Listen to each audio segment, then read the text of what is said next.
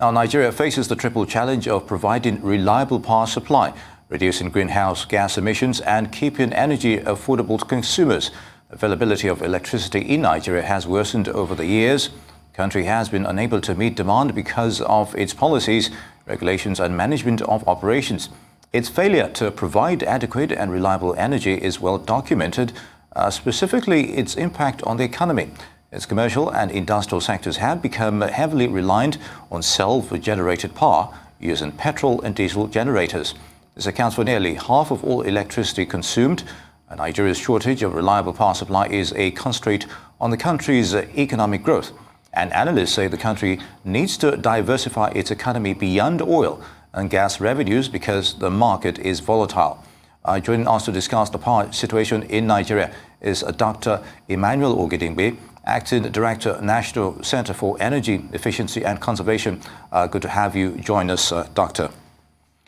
Thank you very much for having me, and I hope that we're going to have a wonderful session this afternoon. Indeed, Doctor. Now, Nigeria is barely scratching the surface with power generation, still largely below 10,000 megawatts for a population of 200 million plus and growing.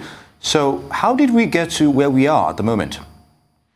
Well, we've been just the way we have since the independence, and the challenge that we have around this is just the fact that we have a poor maintenance culture, and that has been the main issues around the inability to really maintain our infrastructure.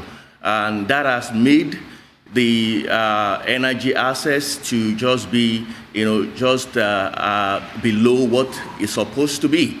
At the moment, the metrics has just been around the same level of, just 30%, of, the population having access. So that means out of that about 200 populations, to 200,000 a million population, we have about 30%, having access to electricity. So the major issue is just the issue of maintenance of our structures going bad, and that we need to find a way of fixing that.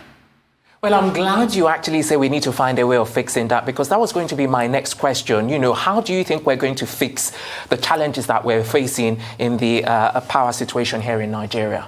Okay, thank you very much. I must underscore quickly that the government have a good plan, and there are policies in place to ensure that things are run, the way they're supposed to be.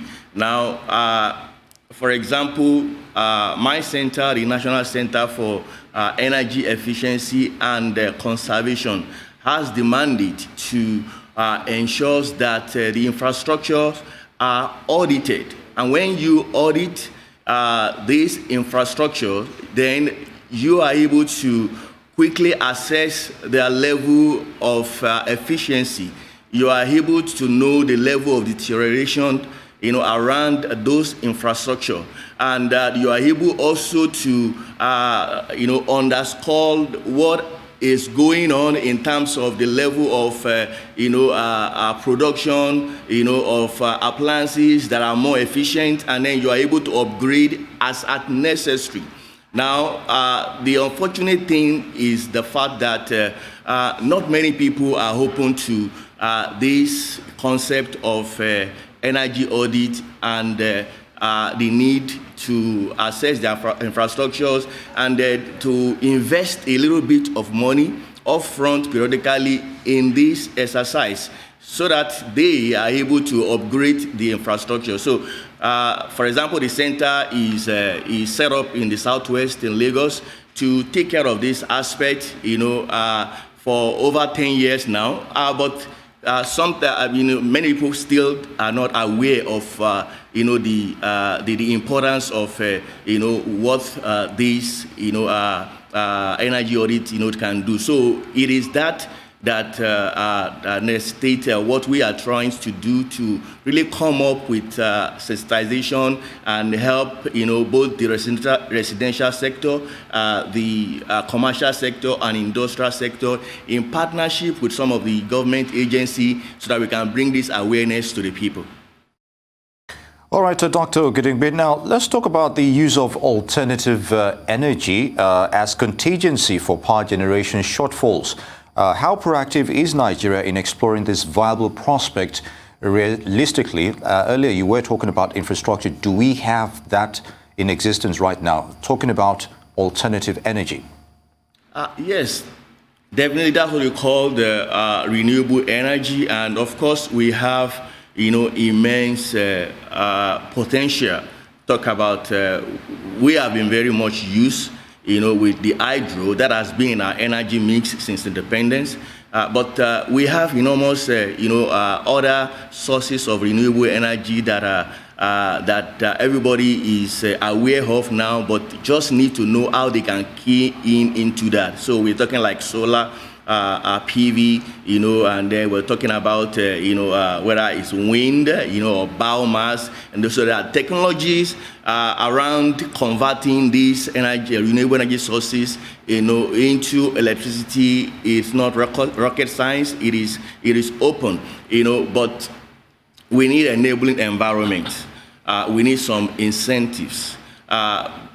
At the moment, the National Electricity Regulation Commission, has some program and policies that are open to attract investors into helping the population to access these resources. But what many people are very much scared of is always the initial capital, that this initiative is going to attract.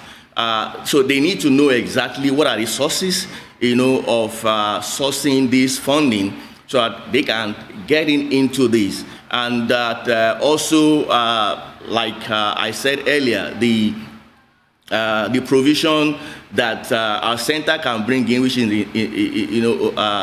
the area of energy efficiency and our conservation, is to audit their system so that they can know exactly before they go into this investment what are the opportunities and the return that will come. So the financial aspect of it, they can have the picture ahead of the time. If they are able to do that, they will be able to reduce the risk, towards assessing the renewable energy options.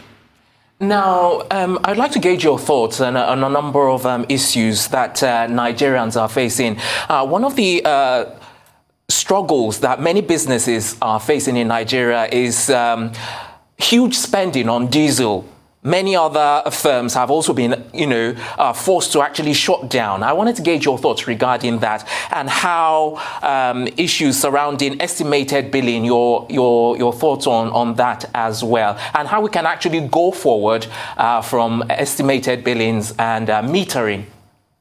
Okay, I'm trying to really underscore exactly the question here, but the last thing that I can get is the aspect of the issue of metering. And I can say, of course, as I mentioned earlier on, the Nigerian Electricity Regulation Commission has a lot of the incentives around the metering, and we have the policy already that meters are supposed to be distributed free to everyone. But we know that there have been a lot of issues in electricity sector and around the issue of estimated metering and people trying to move from that, for whatever reason I may not be able to underscore here, into the regime of ensuring proper metering. But we know, obviously, the people are getting used to the need to move into that. And I must underscore now that the prices of electricity is going up, people are more excited, of the reason why they need to ensure there are metering. I'd like to thank you very much for your thoughts on Nigeria's power sector. It's been enlightening talking with you.